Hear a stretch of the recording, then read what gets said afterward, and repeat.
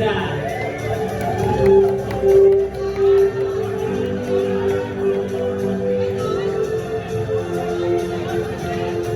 Ay, ganun ba?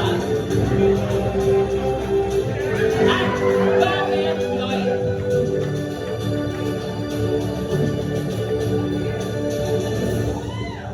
Bilang Nanay Saling, Pituwid, Escalante.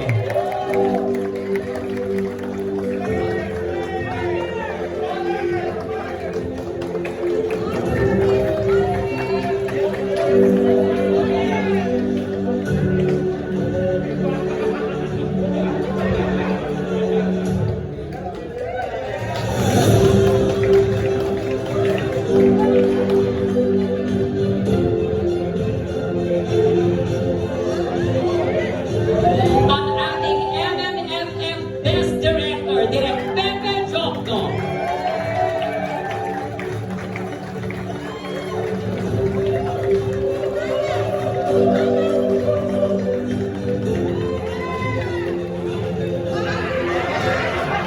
Lloyd, bakit?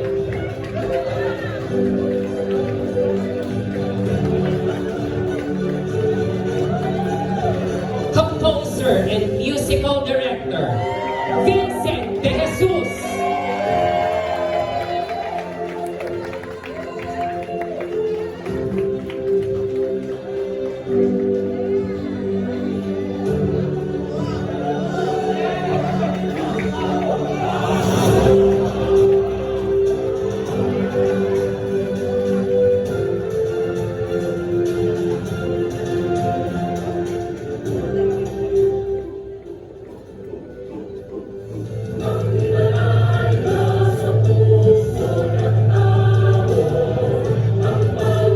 Tayo po'y magsitayo at salubungin ang pambansang alagad ng sining para sa pelikula at broadcast, Sir Ricky D.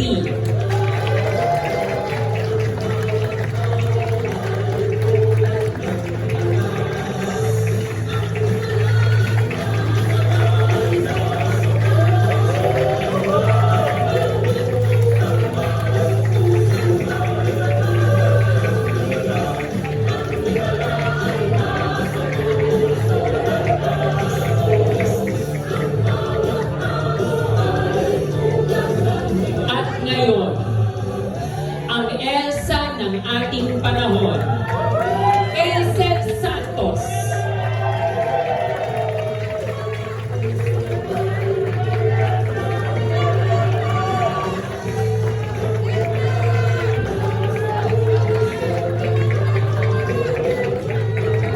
At lahat ng bumubuo nito.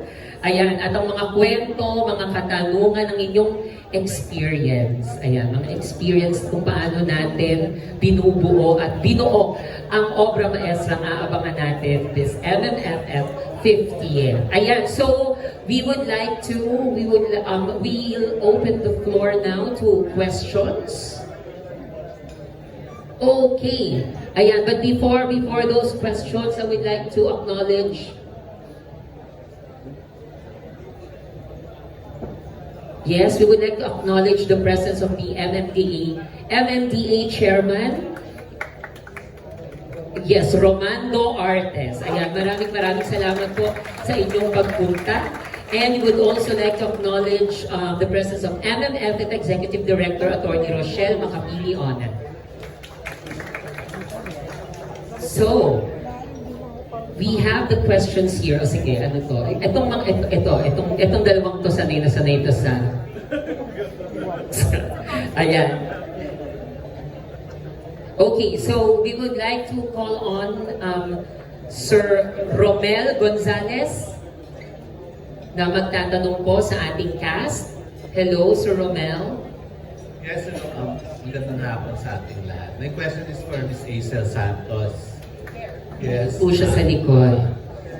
Aisel, first congratulations for the film. And gaano kahirap o kadali ba para sa'yo na instead of the normal delivery ng mga dialogue, ay ikakanta mo ang mga linya mo?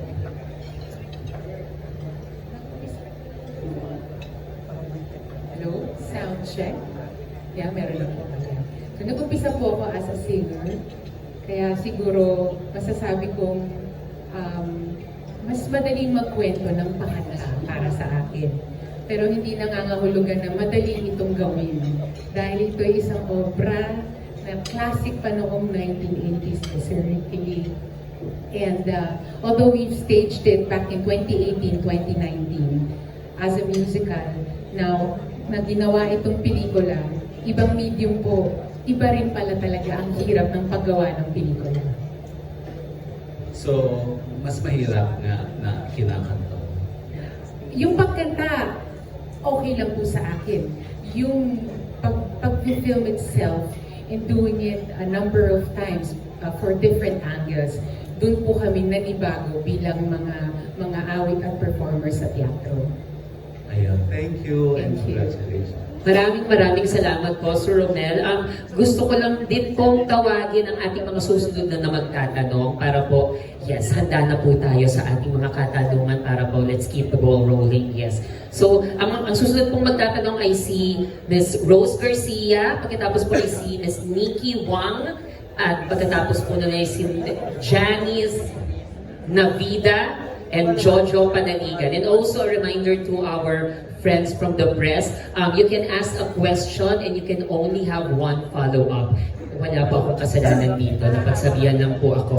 Pero yun po, you have one question and one follow-up para din po mapagbigyan po ang mas marami pa pong magtatanong ngayong araw na ito. Ayan. Hello, hindi po ako si Rose Garcia. Ako si Nestor Cordero ng Manila Bulletin. Humihingi po ako ng manhid, wala po sa akin ang iyong pangalan. But go ahead, It's sir. okay, it's okay. I just want to ask, maybe the creative or even the cast, bakit kailangan gawin o i-revive, gawa ng bagong version ang Himala na isang klasikong pelikula?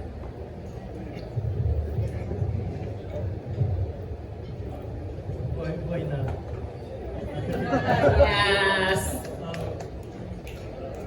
Ang akong feeling ko, itong ginagawa ito para siyang tribute dun sa 1982 film na ginawa namin. And natuwa nga ako ng lapitan ng Pepe. Nagkaroon ako ng feeling na parang yung classic na Himala nun, nanganganak siya ng iba-ibang versions ay yung tribute sa kanya na nagbabalik naman sa kanya. And para sa isang writer, masaya nakikita mo na yung trabaho mo nata-transform into different mediums. Naging musical siya, naging stage play na straight siya, naging libro siya, and hopefully maging graphic novel siya. Ganun siya ka-rich yung possibilities niya. So masarap para sa akin. Pero I think ang mas makakapagpaliwanag si Pepe. Ako po, I had seen the film as a younger, even as a film student, and fell in love with it, and it really had an indelible mark on my mind. And then when I watched the staging for 2018 and 2019 with this wonderful cast in ASA, with the libretto by Sir Ricky and Vince, it was the most powerful experience I've ever had in a theater. It made me laugh, it made me cry, it gave me goosebumps, and then I left the theater. Ang dami ko pong iniisip. I was thinking about the play long after I had seen it, and that's the same experience that we would all like to share with viewers this MMFF. Isa po siyang kwento na antik sa puso, isipan natin lahat. And I think 42 years after the original film, napakalakas pa po rin ng mga themes and ideas, and ang kwento ni Elsa is something that I think really needs to be revisited and brought to life, this time with a different dimension of music. Just one more thing to say about that.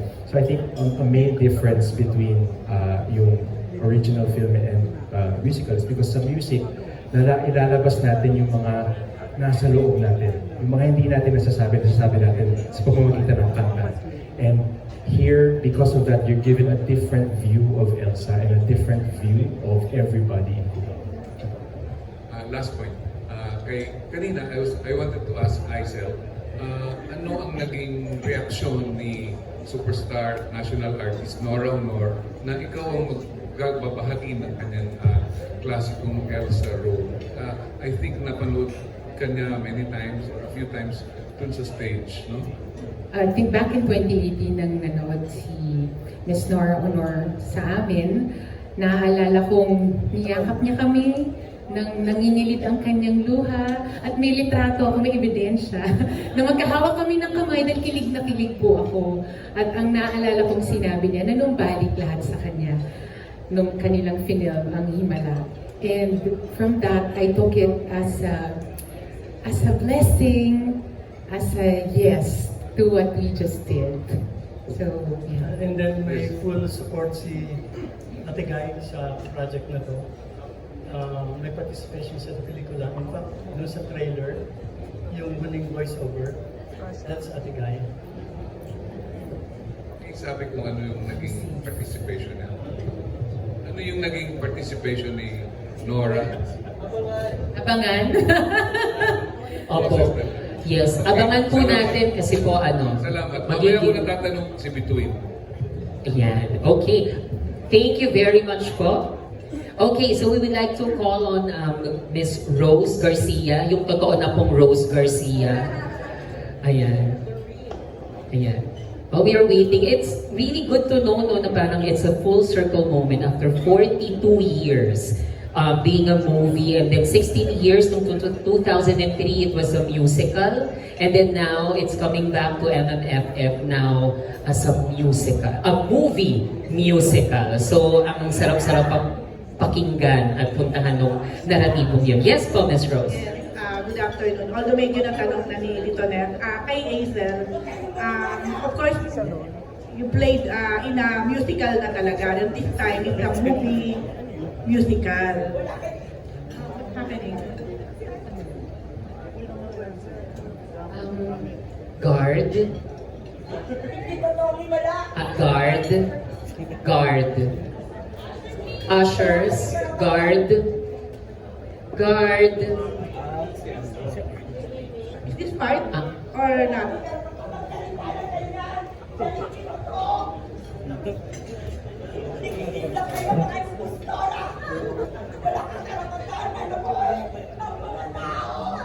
Yes. Pigil siya.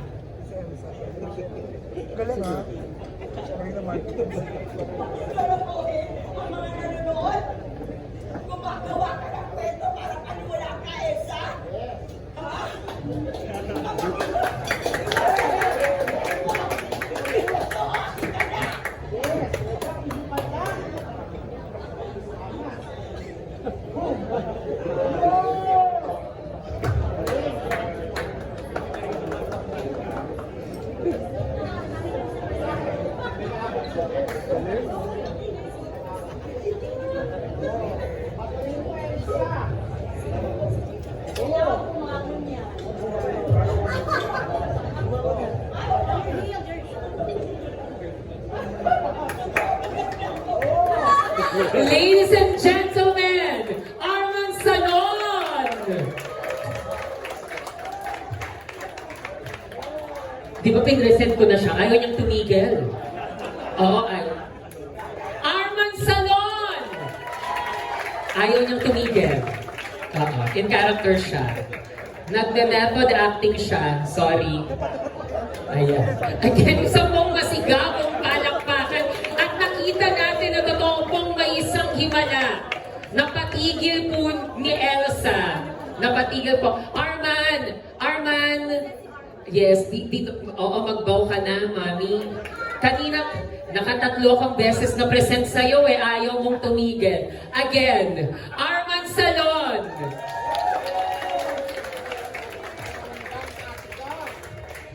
Oo, dito ka, hindi ka ng camera masyado kanina. Yes, ayan.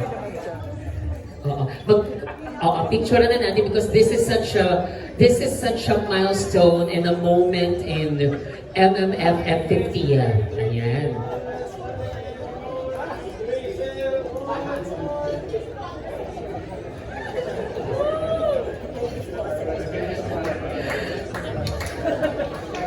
Maraming salamat, Mami, katabi mo national artist, Diyos ko ha. Oo, tapos katabi mo si Elsa. I think okay na din kasi may Q&A. May media con kasi. Ayaw niya talaga. Hindi, thank you so much. Thank you so much, Arman. Sige. You're welcome. Yes, thank you so much. Ayan. Naloka kayo, no? Oo. Naloka din kami eh. Kasi mamaya ka pa, mami eh. Naloka din kami. Pero, yes. Yes to that. Okay. Hello po. Mabalik po tayo, Miss Rose. Nakakaloka, hindi mo na ako na-inform. Kami din po actually. Yeah, anyway, okay lang. Kay Aisel, kasi nga coming from musical ka na rin, and then this time is a movie musical, tama ka, Kuya. Saan ka mas pressure? Yung pwede kang ikumpara kay Ate Guy dahil movie na to eh, iba yung musical lang talaga. Or dahil part to ng Metro Manila Film Festival. And Actually, ang na-pressure po ako kung paano ko magpapapayat. Nung nabalitaan ko po to kasi galing ako sa panganganak. So, yun talagang naging pressure ko. But, hindi, ang babaw, ano. Pero, katulad ng musikal, ang paggampan ng role na ito ay totoong malaking shoes to fill, di ba? But I always go back to the script.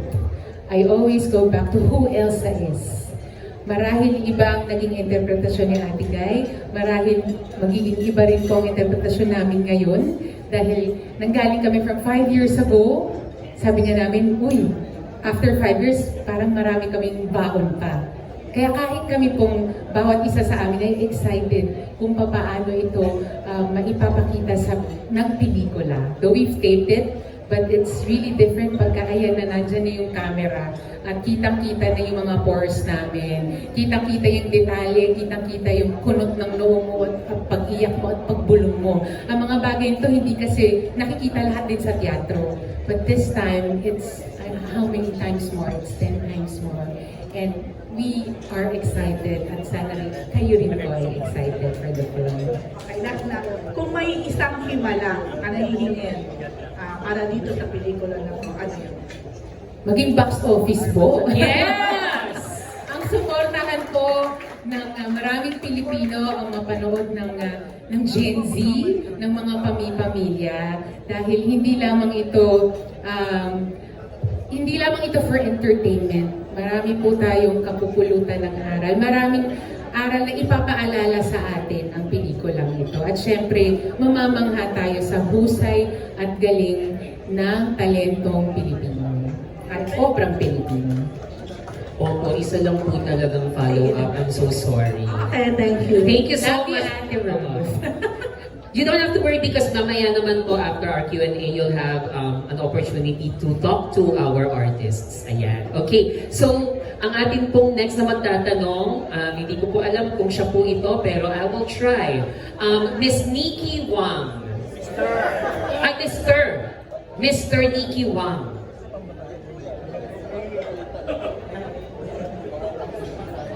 Parang talagang nangihingi ako ng himala for today. Hello. Kinakabahan na ako. Good afternoon. First of all, congratulations sa creatives and of course to the entire cast. We all know that Himala explores, 70s and 80s socio-political issues. This question is for Direk. With this reinterpretation, how do you think the themes discussed in the original film would, resonate with today's audience? I think yung themes po ng Himala are timeless, and unfortunately a lot of the issues that were present in the original film are still issues that we have in our society today. Issues of faith and blind faith. Issues of truth and non-truth. Issues of our society and the way we deal with each other. Pero I think ang nasa pinaka-puso ko ng Himala is ito po, ang kwento ni Elsa, which is her coming to terms with her faith and the visions that she had seen. And then on another level, yung kwento niya with her mother, and how yung relationship nila evolves because of yung mga himala. Yung relationship ni Elsa with her friends, Chayong and Nimia, na they grew up together and drifted apart, and how they are trying to come back together. And then ang kwento ni Elsa in relation to the entire community. So napakadami pong layers na yun. Na I think you watch it as a child, as a parent, as a neighbor, as a friend. Ang dami po pong makakapitan na antik talaga sa puso. And so for me, it's the same, and I hope to share that experience with the audience. That's great to hear. And final question. If Direk Ishmael Bernal were alive today and he would, see your film, how do you think Direk Ishmael would react to this reinterpretation of this film?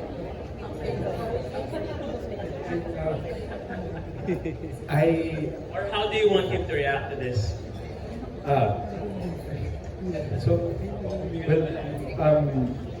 With Sir Ricky,